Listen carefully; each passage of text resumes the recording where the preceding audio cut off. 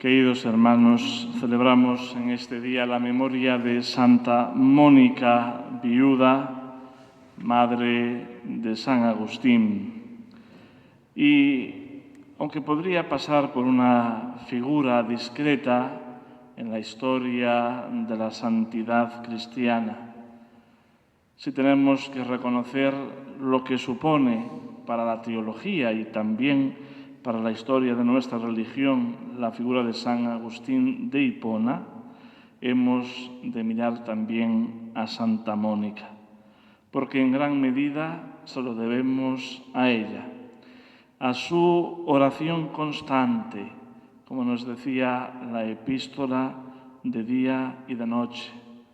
tantas veces con las lágrimas que acompañaban a la plegaria por la conversión de su hijo y por tanto por esa intercesión constante ante el Señor que un día le mereció oír de labios de otro gran doctor de la Iglesia, San Ambrosio de Milán: no se perderá el hijo de tantas lágrimas. Santa Mónica había nacido en Tagaste, en el norte de África. Allí se desposó con un pagano llamado Patricio, aunque ella era cristiana, como lo habían sido sus padres y también la nodriza, una mujer anciana que la crió y la educó en la fe cristiana.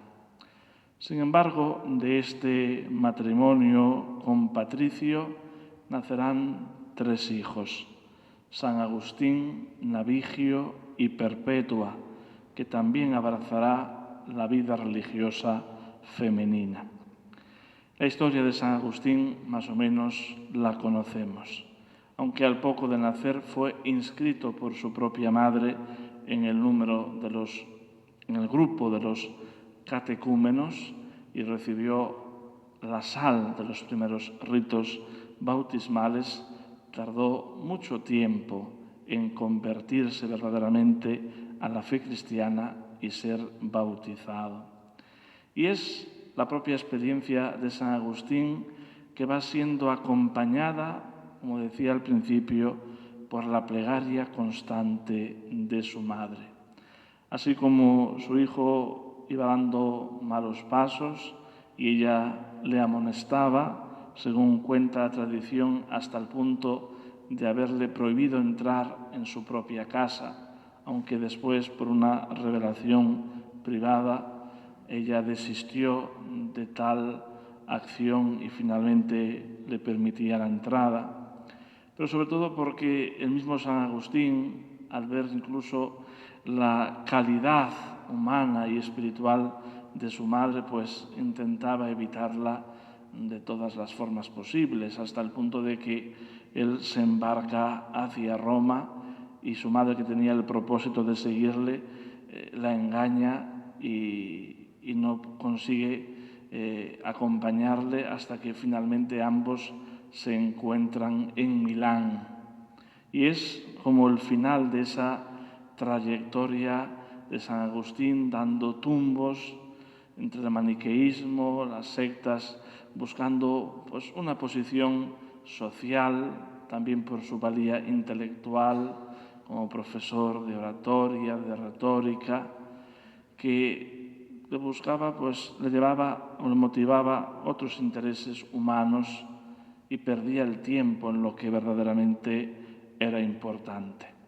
Allí en Milán será su encuentro precisamente con San Ambrosio, lo que hace despertar el interés por el estudio completo de la Sagrada Escritura, para entenderla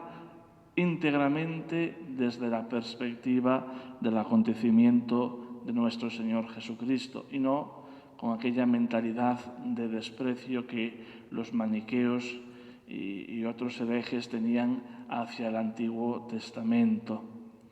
Y entonces se producirá ese milagro de su conversión, cuando recibirá las aguas bautismales por medio del arzobispo de Milán, de San Ambrosio. Todo lo que sabemos de Santa Mónica nos lo cuenta San Agustín en el famoso libro de las Confesiones, pero hay una parte en la que pone, digamos, un esmero delicado en narrar, que es precisamente la de la muerte de Santa Mónica en el puerto de Ostia. Ya llevaba una temporada mala de salud y se veía próxima a la muerte. Su hermano Navigio había dicho que no era un lugar apropiado para morir, que era necesario retornar a la propia tierra. Y sin embargo, en medio de esas discusiones, florece nuevamente la fe de Santa Mónica cuando le dice a sus hijos: no me importa dónde me enterréis, lo que sí me importa es que después de muerta me tengáis presente ante el altar de Dios. Y ahí pues pone de manifiesto la fe de la Iglesia y también la caridad para con los difuntos, fe y esperanza en la vida eterna, en la resurrección de los muertos. Pero esa consideración caritativa que la Iglesia ha tenido desde los comienzos de rezar por el eterno descanso de los difuntos, de presentarlos ante el Señor en el altar. Santa Mónica tuvo, por tanto, una muerte santa. Y el fruto de esa vida entregada, de tanta piedad, de tanta oración, de tanta constancia en la súplica que pedía al Señor, a pesar de que tantas veces pudo frustrarse por no ver un resultado inmediato a su ruego,